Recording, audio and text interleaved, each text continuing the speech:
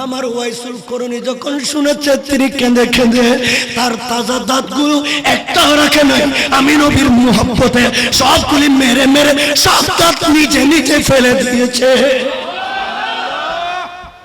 মৌলা আলী খোদে ইয়া রাসূলুল্লাহ, গোলাম বলতেছে আমরা তো দিলাম, আপনি নবী তো কিছু দিলেন না।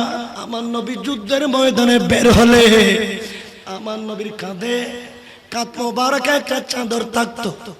আমার নবী যাকে মহব্বত করতেন, যাকে ভালোবাসতেন, আমার নবী চাদরখানা খুলে দিতেন। ও আমার পেয়ারা উম্মতরা, তোমরা এই চাদরের ভিতরে ঢুকে যাও। আমার নবী আজকে গোলামের জন্য চাদরখানা খুলে দিলেন। তোমাকে কি দেব? আমার চাদরের ভিতরে ঢুকে যাও, আমি মুস্তাফা যেন তোমাকে দান করে দিতে পারি।